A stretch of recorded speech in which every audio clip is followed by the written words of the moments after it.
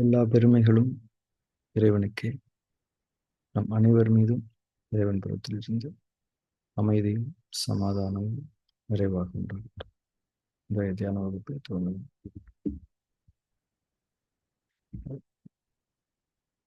இறைவனுடைய வல்லமைகளை பற்றி நாம் பல சூழ்நிலைகளில் பேசிக் கொண்டிருக்கின்றோம். இறைவன் எவ்வளவு பெரியவன், எவ்வளவு அழகிய படைப்பாளன், இந்த படைப்புகள் எவ்வளவு விசாலமானதாக இருக்கிறது. இன்னும் எத்தனையோ இறைவனுடைய மகத்துவங்களை பற்றி பேசிக் கொண்டிருக்கின்றோம். அதுவும் இறைவன் நம்மோடு நெருக்கமாக இருக்கின்றான். நமக்காகவே இந்த உலகத்தை இறைவன் படைத்தான். நம்மை இறைவன் ஒவ்வொரு க்ஷணமும் வாழ்வித்துக் கொண்டிருக்கின்றான். இந்த மாதிரி நிறைய விஷயங்கள் நம்ம கேட்கிறோம். உங்கள யாருக்காவது தோணி இருக்குதா, நம்மெல்லாம் ஒரு ஆளுன்னு நமக்காக எதுக்கு இறைவன் எவ்வளவு விஷயத்த பண்ணணும்? இறைவன் வேற ஏதாவது பண்ணியிருக்கலாமே. நமக்கு எதுக்கு இந்த உலகத்தை, நம்ம அந்த அளவுக்கு ஒர்த்தா? இந்த உலகமே நமக்காக தான் படைக்கப்பட்டு இறைவன் சொல்லி எதுக்கு படைக்கணும்? நம்ம அவ்வளவு பெரிய ஒரு இதா இல்லையே அப்படின்னு நமக்கு தோணி இருக்குதா அப்படின்னா, எனக்கு தோணி இருக்குது. இறைவன் ஏன் நமக்காக இதை படைக்கணும்? நம்ம சாதாரணமான ஒருத்தர் தானே. நம்மங்கிறது என்ன? ஒரு பலகீனமான உடல், ஒரு குரங்கு மாதிரியான ஒரு மனம், சுயநலமும் கெட்ட குணங்களும் பொருள் ஆசையும் நிறைஞ்சிருக்கக்கூடிய ஒரு மனம், மரணத்துக்கு பயப்படுற மனம். இறைவனவே எப்ப இந்த மனம் நம்பும், எப்ப நம்பாது, எப்ப திட்டும், எப்ப பாராட்டும், இதுவே ஒரு நிலையா இல்ல. என்ன, ஒரு மக்களை பழி வாங்கணும், தண்டிக்கணும், கோவப்படணும், நம்மளை விட அவன் பெருசா ஆயிடக்கூடாதுன்னு நினைக்கக்கூடிய ஒரு மனம். இந்த மாதிரி ஒரு சாதாரணமான பிலோ ஆவரேஜ் அல்லது ரொம்ப கேவலமான ஒரு படைப்பா இருக்கக்கூடிய நமக்காக எதுக்கு இறைவன் இவ்வளவையும் பண்ணணும் அப்படின்னு நமக்குள்ள ஒரு கேள்வி அப்பப்போ வரும். எனக்கு வரும். இது எப்படின்னா, இப்ப நமக்கு ஒருத்தர் ரொம்ப பிடிக்குதுன்னு வச்சுக்கோங்களேன், நம்ம அவங்களுக்காக எவ்வளோ விஷயங்கள் பண்ணிக்கிட்டே இருப்போம். இப்ப இப்ப சில நேரங்கள்ல எனக்கே நிறைய பேர் ஏதாவது கொடுப்பாங்க. எனக்கே அது ரொம்ப கூச்சமா இருக்கும். எதுக்குங்க எனக்கு போய் இதெல்லாம் குடுக்குறீங்க? எனக்கு எதுக்கு இவ்வளோ ரெஸ்பெக்ட்? என்ன பார்க்கறதுக்கு அதுக்கு இவ்வளோ தூரம் வந்திருக்கீங்க அப்படின்னு தோணும். அது என்னன்னா, அன்பு தான். அவங்க மனசுல நம்ம மேல இருக்கக்கூடிய அன்பு தான். அந்த மாதிரி நம்ம மேல இறைவன் அவ்வளவு அன்பா இருக்கிறான். நம்ம சாதாரணமான ஆட்கள் தான். இருந்தாலும் இறைவனுடைய அன்பு அவ்வளவு பெரியது. ஏன் இதை நாம் உணர்ந்து கொள்ள வேண்டும் என்றால், நாம் மகத்துவம் மிக்கவர்கள், உயர்வானவர்கள், உயர்வான பொட்டன்ஷியல் நமக்குள்ள இருக்குங்கிறத நம்ம உணர்ந்துக்கணும். அதை உணர்ந்து கொள்ளும்போது தான் நாம் சில மேன்மையான ஞானங்களை அறிந்து கொள்ள முடியும். இப்போ மெயினான பிரச்சனையே என்னன்னா, நமக்கு அறியாமை இருக்கிறது. அந்த அறியாமையின் அடிப்படையில் தான் நிறைய குழப்பங்கள் இருந்து கொண்டே இருக்கிறது. அறியாமைகள், அறியாமை எனும் இருள் ஒவ்வொரு படிநிலையிலும் நீக்கப்பட நீக்கப்பட நிறைய விஷயங்கள் நமக்கு புரியும். இப்போ ஃபார் எக்ஸாம்பிள் இந்த கொஸ்டின், நம்ம இப்படி சாதாரணமான ஒரு ஆளா இருக்கோம், எதுக்கு இறைவன் நம்மளை போய் படைச்சிருக்கான்? இது ஒரு கொஸ்டின். இது ஒரு அறியாமை. இதை தேடி நம்ம போகும்போது இறைவன் சொல்லுவான், ஏன் நான் உன்னைய படைச்சேன்? இந்த உலகத்தை உனக்காக நான் ஏன் படைச்சேன்? அது அந்த அந்த விஷயம் நமக்கு இது வரைக்கும் தெரியாது. அதனாலதான் இந்த மாதிரி நம்ம நினைக்கிறோம். ஆனா அந்த விஷயம் இறைவன் புறத்திலிருந்து நமக்கு அறிவிக்கப்படும் போது நிச்சயமாக அதற்கு ஒரு தெளிவை நாம் அடைந்து கொள்ள முடியும். ஏன்னா ஒவ்வொரு பொருளின் ஒவ்வொரு தன்மையின் ஞானங்களும் இறைவனிடமே இருக்கிறது. அதை நாம் அறிவிக்கப்படும் போது, அதை நாம் கிடைக்கப்பெறும் போது நாம் தெளிவு பெற்றுக்கொள்வோம். அப்போ நமக்கு வேணுங்கிற தெளிவு இதுதான். நாங்க இப்படி இருக்கிறோமே, எங்களை எதுக்கு நீங்க இவ்வளவு இம்பார்ட்டன்ஸ் கொடுத்து வாழ வச்சுக்கிட்டு இருக்கீங்க? அதுக்கான தெளிவு வேணுங்கும் போது இறைவன் சொல்லுவோம். அப்பதான் அதுல இறைவனுடைய அன்பு, அந்த ஒரு கருணையை நம்ம புரிஞ்சுக்க முடியும். அதுல ஒன் ஆஃப் த ரீசன், இறைவன் என்பவன் எவ்வளவு பெரிய கருணையாளன், அளவற்ற அருளும் அன்பும் மிக்கவன் என்பதை நீ தெரிந்து கொள்ள வேண்டும் என்பதற்காகத்தான் நான் உனக்கு இவ்வளவு இம்பார்ட்டன்ஸ் கொடுக்கிறேன். அதை தெரிஞ்சுக்கிறது கூட ஒரு பர்பஸா இருக்கலாம் தானே. இன்னும் இருக்கலாம், நமக்கு தெரியாது. ஆனா இது ஒரு முக்கியமான கொஸ்டின். ஏன் இப்போ வரைக்கும் நம்ம புரிஞ்சிருக்கிறது இறைவனுடைய அந்த விசாலமான அன்பு. நமக்கு யாராவது நம்மளுக்கு ஒருத்தர் ரொம்ப பிடிக்குதுன்னா அவங்களுக்கு அன்கண்டிஷனலி நம்ம ஹெல்ப் பண்ணிக்கிட்டே இருப்போம், அன்பு காட்டிக்கிட்டே இருப்போம், அவங்கள பொறுத்துக்கிடுவோம். அவங்களுக்காக நம்ம என்ன வேணா செய்வோம். அவங்களே கூச்சப்படுற அளவுக்கு நம்ம இறங்கி போய் அவங்க பண்ணணும். ஏன்னா அது நம்மளுடைய அன்பினுடைய தன்மை அது. அவங்க கூச்சப்படுறாங்களோ படலையோ, அவங்க அவங்கள எப்படி பார்த்துக்கிறாங்களோ இல்லையோ, ஆனா நான் அன்பானவன். நீ எப்படி இருந்தாலும் நான் உன் மேல அன்பு காட்டுவேன். நீ என்ன புரிஞ்சுக்கணும், நீ எவ்வளவு பெரிய ஆளுன்றத நீ யோசிக்காத. எதுக்கு நம்மலாம் ஒரு சாதாரண, நமக்கு எதுக்கு இவரு எவ்வளவு பெரிய ஆளு அப்படிங்கிறது நீ தெரிஞ்சுக்கணும் அப்படிங்கிறது ஒரு முக்கியமான பர்பஸ். ஸோ மனிதர்களாகிய நம் மீது பல்வேறு விதமான அருட்கொடைகள், நாம் மிகவும் சாதாரணமான ஒரு தன்மையில் இருந்தாலும் அந்த அருட்கொடைகள் எல்லாம் இறக்கப்படுவதற்கு காரணம் இறைவனுடைய கருணை. வேற எந்த லாஜிக்கல் ரீசன்ஸும் கிடையாது. அதை நம்ம தெரிஞ்சுக்கணும். மேபி ஒவ்வொரு உயிரும் அது தெரிஞ்சுக்க மாட்டோம் இருக்கும், நமக்கு தெரியாது இல்ல. ஒவ்வொரு உயிர் எப்படின்னு நினைச்சிட்டு இருக்கேன். ஒரு எலி கூட நான் சாதாரணமா ஒரு எலியா இருக்கேன், ஒரு பூனைக்கு பயந்து ஓடிக்கிட்டு இருக்கேன். ஆனா இறைவன் அந்த எலி மேல கூட ஏதாவது ஒரு கருணை காட்டி ஏதாவது பண்ணிட்டு இருக்கலாம். அப்ப எலி அந்த இறைவனை அறிந்து கொள்ள வேண்டும். மேபி இருக்கலாம். எலியை பத்தி நமக்கு என்ன தெரியும், நம்மளை பத்தி நமக்கு தெரியாது. அப்போ இறைவனுடைய கருணையை நாம் உணர்ந்து கொள்ள வேண்டும். அடுத்து இந்த ஆதிமூல தவத்துல நாம முக்கியமான ஒரு நிலைப்பாட்டை மேற்கொள்கிறோம். என்னன்னா, நேத்து நான் வகுப்புல சொன்ன மாதிரி உங்களுக்கும் இறைவனுக்கும் நடுவுல யாருமே இல்லை. முக்கியமா குரு அப்படிங்கிற ஒரு விஷயம் இல்லை. குரு உங்களுக்கும் இறைவனுக்கு இடையில இல்லை. குரு உங்களுக்கு பக்கத்துல இருக்கிறார். நீங்க இந்த பக்கம் அந்த பக்கம் பின்னாடி திரும்பும் போதெல்லாம் முன்னாடி பாருப்பா அப்படின்னு சொல்லக்கூடியவர் தான் குரு. உங்களுக்கு இறைவன் நடுவில் உட்காந்துக்கிட்டு என்ன பாரு அப்படின்னு சொல்றவர் குரு கிடையாது. அப்போ நாம இறைவனை முன்னோக்கி இருக்கின்றோம், இறைவன் நம்மை முன்னோக்கி இருக்கின்றான். இங்கே ஒரு கம்யூனிகேஷன் நடக்குது. இந்த கம்யூனிகேஷன் தான் நம்ம லைஃப்ல ஒரு முக்கியமான ஈவெண்ட். இப்ப இந்த கம்யூனிகேஷன் நடக்கும்போது விபாசனாவோட கல்ச்சர்ல இந்த மாதிரியான விஷயங்களை சொல்லும்போது இந்த தன்னந்தனிமை தவ உணர்வு நெறிய வலியுறுத்துகிறார்கள். அதுக்கு காரணம் என்னன்னா, நம்ம ஏற்கனவே பல வகுப்புகள்ல பேசுற மாதிரி உறவுகள் என்பது நமக்கு ஒரு பெரிய தடையா இருக்கு. இப்போ நம்ம அங்கிட்டு இங்கிட்டு திரும்புறோமா இல்லையா, குரு என்ன பண்ணணும், நேரா பாருப்பான்னு சொல்றாரு இல்லையா. நம்ம ஏன் அங்கிட்டு இங்கிட்டு திரும்புறோம்னா, இங்கிட்டு நம்ம ஒய்ஃப் இருக்காங்க, இங்கிட்டு பையன் இருக்கான், பின்னாடி நம்ம அம்மா அப்பாவை கூப்பிட்டுக்கிட்டு இருக்காங்க, இந்த பக்கம் ஃப்ரெண்ட்ஸ் இருக்காங்க. அவங்களுக்கு நாம பயங்கரமான இம்பார்ட்டன்ஸ் கொடுத்துக்கிட்டே இருக்கிறோம். அது கொடுக்கலாம், அதுல தப்பு கிடையாது. ஆனா இறைவனை முன்னோக்கி இருப்பது என்பதற்கான ப்ரையாரிட்டியை நம்ம என்னைக்குமே மறந்துடக்கூடாது. அதுக்காக தான் அந்த தன்னந்தனிமை தவ உணர்வு நிறைய சொல்றாங்க. அதுல இன்னைக்கு ஒரு முக்கியமான விஷயத்தை பத்தி நான் அறிமுகம் கொடுக்குறேன். அது எந்த அளவுக்கு உங்களுக்கு மனசுக்கு பொருந்துதுன்னு நம்ம பார்த்துக்கலாம்.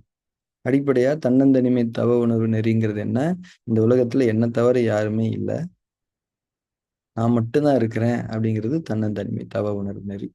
இதனுடைய அடுத்த நிலை என்னன்னா, இந்த உலகத்துல எல்லாருமே இருக்கிறாங்க, நான் மட்டும் இல்லை அப்படின்னு நினைச்சுக்கிறேன் அப்படின்ற ஒரு பாவனை.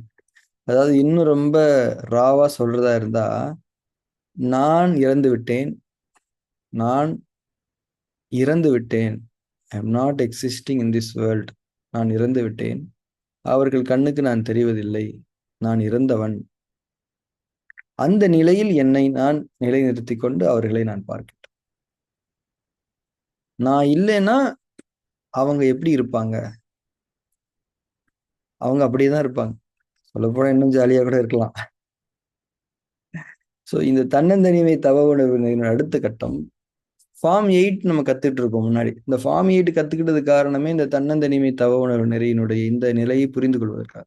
நான் இறந்து விட்டேன், இந்த உலகம் இயங்கிக் கொண்டிருக்கிறது. ஒன்றும் இல்லை, சும்மா சாதாரண ஒரு இடத்துல உட்காந்துட்டு நீங்க இறந்துட்டீங்க, ஆனா எல்லாரும் இங்க பாக்குறீங்க, அது உங்களால முடியுது அப்படின்னு வச்சுக்கோங்களேன். அப்படி பார்க்கும்போது பாத்தீங்கன்னா உலகம் அப்படியே இயங்கிக்கிட்டே இருக்குது. யாரும் உங்களை டிபெண்ட் பண்ணி இல்லை, நீங்களே நினைச்சுக்கிட்டீங்க உங்களை டிபெண்ட் பண்ணி நிறைய பேர் இருக்கிறாங்கன்னு சொல்லிட்டு. இதை உடைக்கிறதுக்கு தான் இந்த தன்னந்தனிமை தவ உணர்வுல இந்த ஒரு கருத்து விபாசனாவுடைய கல்ச்சர்ல இருந்து. நீங்க தனியானவர், நீங்க யாரை நம்பி இல்லை, உங்களை நம்பி யாரும் இல்லை. நீங்க இருக்கிறீங்களோ இல்லையோ அவங்க பாட்டு அவங்க வேலையை செஞ்சுக்கிட்டே தான் இருப்பாங்க. நீங்க செத்துட்டீங்கன்னா கூட ஒரு ஒரு மாசம் 2 மாசம் 1 வருஷம் கூட வச்சு அதுக்கு அந்த 1 வருஷம் அவங்க என்ன அப்படியே நினைச்சிட்டு இருக்க போறாங்க. அப்பப்ப ஞாபகம் வரும், அழுவாங்க. அப்புறம் சாப்பிட போயிருவாங்க, தூங்கிருவாங்க. ஒரு காமெடி சீன் போட்டா சிரிப்பாங்க. இந்த மாதிரிதான் அவங்க இருப்பாங்க. அவங்க தனியான ஆட்கள், நீங்க தனியானவர். இப்ப நீங்க நினைச்சிட்டு இருப்பீங்க, என்னுடைய மகன், என்னுடைய மகள், அவளுக்கு நான் தான் அரவணைப்பு. அப்படியெல்லாம் கிடையாது. அதை உணர்ந்து கொள்வதற்காகத்தான் இந்த விஷயம். என்னுடைய அப்பா, என்னுடைய மகன், எல்லாருமே இது ஒரு இல்யூஷன். இந்த உறவு சிக்கல் என்பது ஒரு இல்யூஷன். இந்த உறவு சிக்கல் என்பது நன்மை. ஆனால் இது உங்களுக்கும் இறைவனுக்குமான உறவை ஒருபோதும் டைவர்ட் பண்ணிடக்கூடாது, டைல்யூட் பண்ணிடக்கூடாது. இதுதான் இங்க முக்கியமான விஷயம். ஸோ உறவுகளை பற்றிய ஆழமான புரிதல் எப்போது கிடைக்கும் என்றால், உங்களுக்கும் அவர்களுக்கும் இடையே இருக்கக்கூடிய உறவில் இருக்கக்கூடிய பிரிவு. அந்த பிரிவையை நம்ம பிராக்டிஸ் பண்றதுக்கு தான் இந்த தன்னந்தனிமை தவ உணர்வு. இது 2 விதமா பண்ணலாம். நிறைய பேருக்கு இந்த 2வது விதம் பிடிக்கும். தன்னந்தனிமை தவ உணர்வை பிராக்டிஸ் பண்ணும்போது, நான் மட்டும் தான் இருக்கு, மத்தெல்லாம் செத்துட்டாங்கன்னு நினைக்கிறது ரொம்ப கஷ்டமா இருக்கு சார். அப்ப நீங்க செத்துருங்க. அவ்வளவுதான். ஏதோ ஒண்ணு நீங்க தனியா இருக்கணும். இது ரொம்ப அழகான ஒரு அனுபவத்தை தரும். நீங்க இந்த உலகத்துல ஒரு பொருள் தன்மையில தோற்றமான தன்மை இல்ல, டெட் அப்படிங்கும்போது, ஆனா இந்த உலகத்துல நீங்க எல்லாத்தையும் பார்த்துட்டு இருக்கீங்கும்போது, அது ஒரு சூப்பரான பெர்ஸ்பெக்டிவ்ல உங்களுக்கு ஞானங்கள் இறங்கும். இறைவனை தவிர எதுவும் உங்க கண்ணுக்கு தெரியாது. இப்போ மனிதர்களை நம்ம எப்படி டீல் பண்ணுவோம் அப்படின்னா, முன் எப்போதும் விட இன்னும் அழகான தன்மையில டீல் பண்ணுவோம். அந்த connecting with every one, detached with every thing. அந்த மாதிரி நீங்க தூரமா இருக்கிறீங்க, ஆனா எல்லாரோடையும் தொடர்புல இருக்கிறீங்க. கிட்ட இருந்தாதான் பிரச்சனை. தொடர்புல இருக்கிறது பிரச்சனை இல்லை. கிட்ட இருந்து தொடர்புல இருக்கிறதான் பிரச்சனை. தூரமா இருந்து தொடர்புல இருக்கிறது நல்லது. ஸோ இதுதான் தன்னந்தனிமை தவ உணர்வு. இதனுடைய நோக்கம் உறவுகளுடைய பிணைப்புகள், நம்முடைய இறைவனுடனான உறவை தொந்தரவுகள் செய்யாமல் இருப்பதற்கான ஒரு வழிமுறையாக இந்த தம்ம மரபில் கூறப்பட்டிருக்கக்கூடிய ஒரு வழிமுறை. இந்த வழிமுறையை நாம ஒரு வழிமுறையா பிராக்டிஸ் பண்ணணும் அப்படின்னு அவசியம் இல்லை. நாம இறைவழி தியானத்துல, ஆதிமூல தவத்துல, இன்னும் இறைவழியில இறை வேதங்களை நாம கற்றுணர்ந்து தேரும்போது இயல்பாகவே இந்த நிலை வந்துவிடும். அந்த தனிமை, நீங்க தனி அப்படிங்கிற அந்த ஒரு ஃபீல் உங்களுக்கு வந்துடும். அதே நேரத்துல என்ன புரிஞ்சுக்க முடியும், நான் இந்த வகுப்போட ஃபர்ஸ்ட் சொன்ன மாதிரி இறைவனுடைய கருணை எவ்வளவு பெருசுன்னு புரிஞ்சுக்க முடியும். இறைவன் உங்கள் மேல எவ்வளவு அன்பு வச்சிருக்கான்றதை புரிஞ்சுக்க முடியும். இறைவன் ஏன் உங்க மேல அவ்வளவு அன்பு வச்சிருக்கான்னா, அவனுடைய அன்பு அவ்வளவு பெரியது. நீங்க இன்னும் கேவலமா இருந்தா கூட இறைவன் உங்கள் மீது அன்பு செலுத்துவான். அப்ப நீங்க இன்னும் நல்லா இருக்கும்போது இன்னும் நல்லது தானே. அந்த அன்பை உணர்ந்து கூட நீங்கள் திருந்திக் கொள்ளும் போது உங்களுடைய உயர்வுக்கு தான் அது வழிவகுக்கும். இறைவனுக்கும் உங்களுக்கும் இறைவனுக்கு அதனால எந்த லாபமும் இல்லை. நம்முடைய உயர்ச்சி, நம்முடைய பெர்ஃபெக்ஷன் நமக்கு அங்க நடக்க முடியும். சரி, அதனால நம்ம எந்த அளவுக்கு நம்மளை உயர்வாக உணர்ந்து கொள்கிறோமோ அந்த அளவுக்கு மனிதர்களோடு நாம் மிக அழகிய தன்மையில் பழகி கொள்ள முடியும். இப்போ நான் 10 கோடி ரூபா வச்சிருக்கிறேன், 100 கோடி வச்சிருக்கிறேன், 1000 கோடி வச்சிருக்கிறேன். ஒரு பிச்சைக்காரர் என்கிட்ட ஒரு 100 ரூபா கேட்கிறாருன்னா, ஒரு 500 ரூபாய் எனக்கு கொடுப்பனா இல்லையா? இப்ப என்கிட்டயே 500 ரூபா தான் இருக்குது. பிச்சைக்காரர் வராரு. இந்த பிச்சைக்காரங்களெல்லாம் கவர்மெண்ட் எதுக்குதான் அலோவ் பண்றாங்களோ?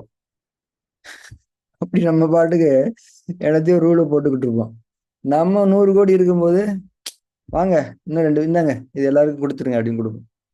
இப்போ நாம் நம்மை உயர்வானவர்கள் என்று உணரும் போது, நாம் மனிதர்களுக்கு கொடுத்து உதவக்கூடிய, மனிதர்களை வெறுக்காத, நம்மிடம் இருக்கக்கூடிய அனைத்தையும் அவர்களுக்காக கொடுக்கக்கூடிய அந்த தன்மை நமக்கு வரும். ஸோ எல்லாமே நம்மை உயர்த்தி கொள்வது, இறைவனை உணர்ந்து கொள்வது என்ற நோக்கத்தில் தான் ஆன்மீக பயணம் என்பது தொடங்க முடியும்.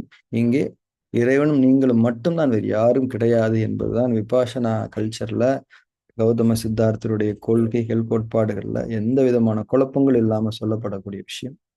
இப்போது நாம் தன்னந்தனிமை தவ உணர்வு நெறியில் நிலைத்திருக்க ஆரம்பிக்கலாம். அதை தொடர்ந்து ஆதிமூல தவம் செய்யலாம். தன்னந்தனிமை தவ உணர்வு நெறி செய்யப்படும் போது நீங்க இன்னைக்கு அறிமுகப்படுத்தப்பட்ட செய்தியை கூட நீங்க செஞ்சுக்கலாம். சரி, நீங்க வீடியோவை பாக்குறீங்க, அதை நீங்க எப்படி எடுத்துக்கிட்டாலும் சரி. அவங்க எல்லாம் செத்துட்டாங்க, நம்ம மட்டும்தான் இருக்கோம்னு நினைச்சாலும் சரி. நம்ம செத்துட்டோம். இங்க ஜூம் மீட்டிங்கே இருக்குதுன்னு வச்சுக்கோங்களேன். இப்ப யாராவது ஒருத்தர் ஏதாவது ஆயிடுச்சுனாலும் அது நடந்துட்டு தான் இருக்கும். அவ்வளவுதான் விஷயம். இப்போ இவர் இருக்காரு, இவரையே செத்துட்டாருன்னா எப்படி நடக்கும்? இறைவன் நாடியது நடக்கும். ஏன்னா இது இறைவன் உங்களுக்கு வழிகாட்டி கொண்டிருக்கின்றார். இப்போ என் மூலமா, நான் இல்லைன்னா வேற யார் மூலமாவது, அவ்வளவுதான். இதுதான் ரா ஃபேக்ட். இந்த ரா ஃபேக்டை புரிஞ்சுக்கிட்டோம் அப்படின்னா நமக்குள்ள இருக்கக்கூடிய அன்பு இன்னும் அதிகமாயிடும். ஏன்னா எனக்கு இவங்க எல்லாம் நம்மளை நம்பி இல்லைன்றது எனக்கு தெரிஞ்சிடும். உங்களுக்கும் இவனை நம்பி நம்ம இல்லை, ஏதோ இவன் காலைல சீக்கிரம் எழுந்திரிச்சிடறான், இவனுக்கான ஒரு விஷயத்த சொல்றதுக்காக இவன் நம்ம கிட்ட சொல்லிக்கிட்டு இருக்கான் அப்படின்னு வரும்போது, இது இந்த டிபெண்டன்சி போயிடும்போது இந்த உறவுகள் அழகாயிடும். அவ்வளவுதான். நாம் தவம் தொடங்கலாம். தன்னந்தனிமை தவ உணர்வு நெறியில் நாம் நிலைத்திருக்கிறோம். இந்த உலகத்தில் என்னை தவிர யாரும் இல்லை, நான் மட்டும்தான் இருக்கின்றேன். அல்லது இந்த உலகத்தில் அனைவரும் இருக்கிறார்கள், நான் மட்டும் இல்லை. நான் மட்டும் இல்லாத இந்த உலகத்தை பார்க்கக்கூடிய வாய்ப்பு எனக்கு கிடைத்திருக்கிறது. நான் பார்த்து கொண்டிருக்கிறேன். நான் தன்னன் தனிமையாக இருந்து கொண்டிருக்கின்றேன், உயிருடனோ அல்லது உயிரற்ற தன்மையிடம். Whatever I am alone. இந்த உணர்வு மிகவும் முக்கியமானது. தியானம் தொடங்கி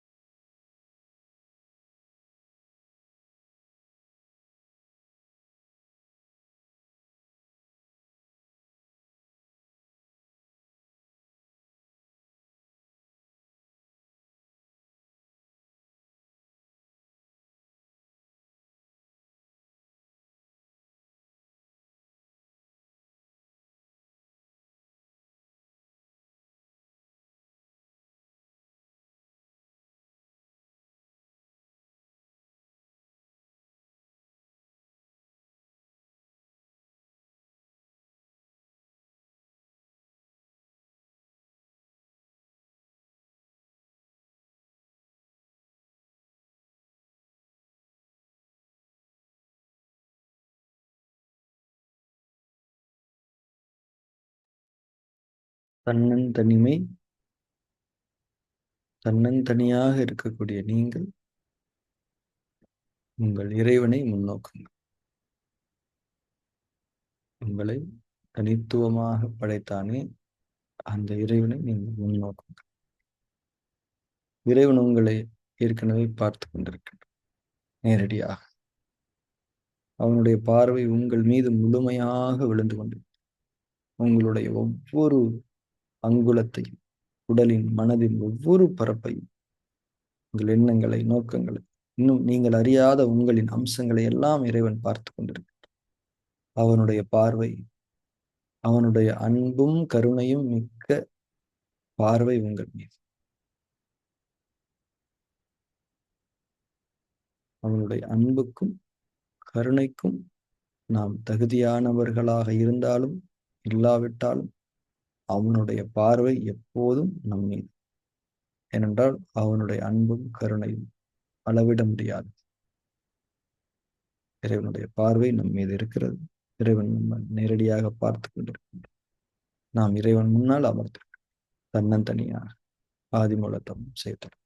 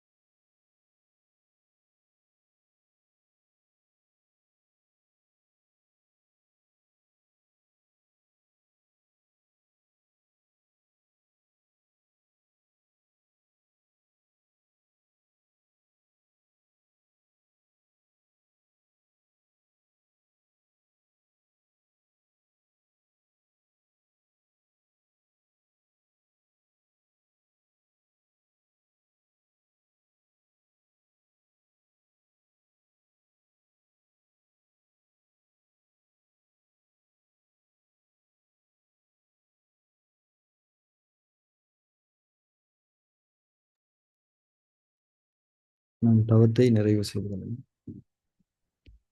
உங்களுக்கு தெரியும்.